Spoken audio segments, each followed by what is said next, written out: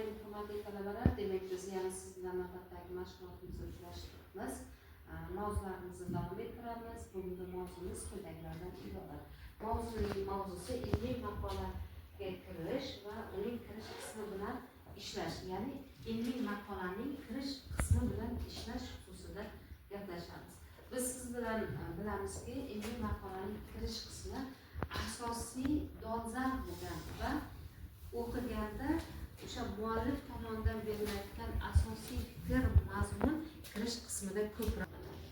Endi birinchi navbatda maqolaning kirish qismida mana yuqorida keltirganimizdek tadqiqotning o'sha maqolani dolzarbligi asoslanadi. Agar siz bugun o'zingiz sohangiz bo'yicha oilalarga ijtimoiy yordam mavzusida maqola yozayotgan bo'lsangiz, mana shu uning bugungi kunda oilalar davlatning asosiy yacheka ekanligi va davlatimiz tomonidan oilalarga berilayotgan g'amxo'rlik, chiqarilayotgan ifoda etuvchi qism hisoblanadi.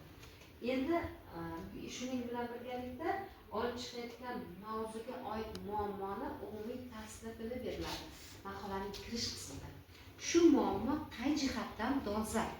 Mana shu muammoning bugungi kunda ahamiyati va uning yechimi o'sha bo'shlig'ini ko'rsatish kerak.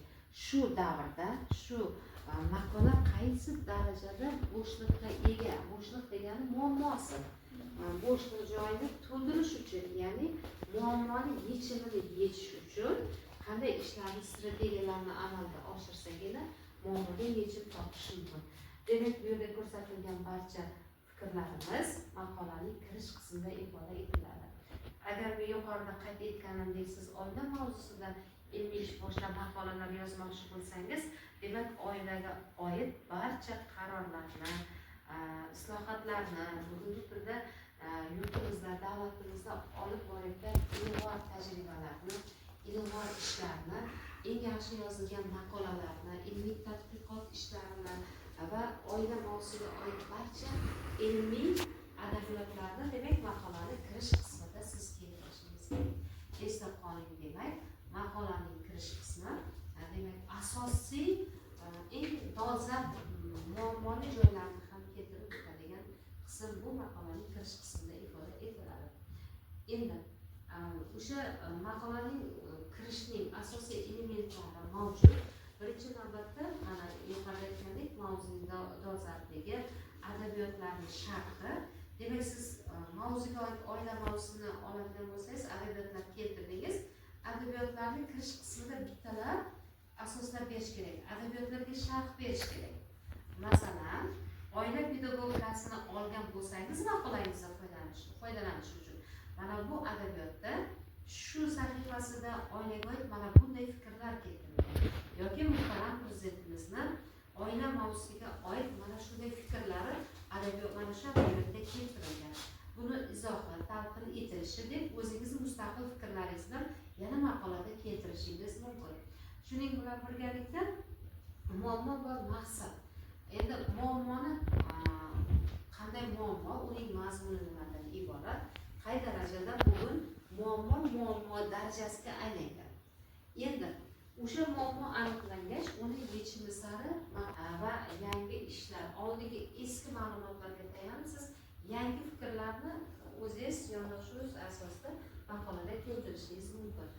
Endi bu yerda tadqiqotda savollar qo'yishingiz mumkin va o'zingiz taxmin qilishingiz mumkin, prognoz qilishingiz mumkin va unga o'zingizni keyin o'sha savollarga yana o'zingiz ham savol sifatida, unga keyin javob sifatida maqolaga keltirib o'tishingiz mumkin. Bundan tashqari yangi demak yaxshi kirish uchun, ya'ni kirishda yaxshi yozish uchun aniq ma'lumotlarga tayanish kerak. Ya'ni o'sha fikrlaringizni uzoqdan uzoq emas, aniq yo'lda qisqa va o'zingiz o'qiganda yaqqol tavsiya beradigan ma'lumotlarni keltirishingiz kerak. Shuning bilan birgalikda faqat kerakli ma'lumotlarni kiritish lozim.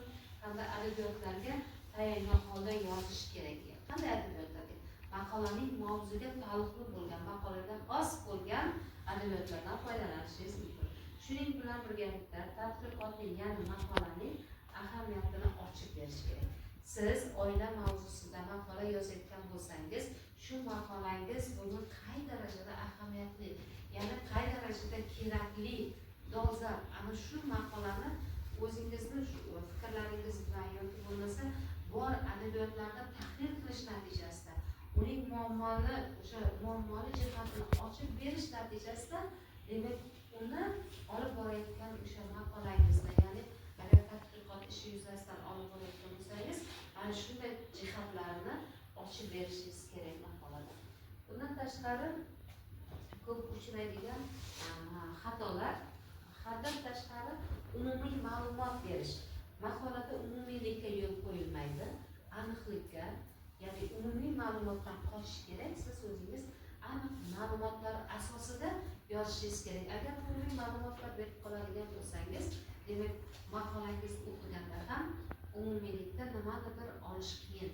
Shuning uchun aniq ma'lumotlar, aniq tavsiyalar ishlab chiqsangizgina sizni maqolangizdan o'qiganda kitobxon ham, tadqiqotchi ham, barcha demak talaba ham doimo bir yangilikni oladi va foydalana oladi. Bundan tashqari maqsad va muammoning aniq ko'rsatilmaganligi. Siz yozayotgan maqolangizdan maqsad nima? U aniq ko'rsatilishi kerak. Agar sizning maqolangizdan maqsad aniq ko'rsatilmay qolsagina, demak o'sha maqolangizda umumiylikka yo'l qo'yib qo'yasiz. Aniqlik yo'q, undan qochib ketasiz. Shuning bilan birgalikda keraksiz tafsilotlardan maqoladan foydalanish mumkin emas. Albatta maqolada kerakli ma'lumotlardan foydalanish kerak.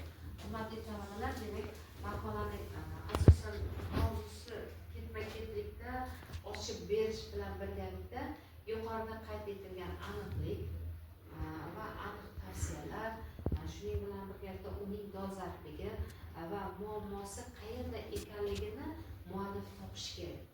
Va shunga o'zi demak ijodiy, kreativ yondashsagina maqola bugungi kunda saviyali maqola va o'qimishli maqola. Kitobxon o'qiganda sizni maqolangizni yana izlab qoladigan darajada va kitobxonga, bugun ta'lim oluvchiga xizmat qila oladigan maqolaga aylanadi.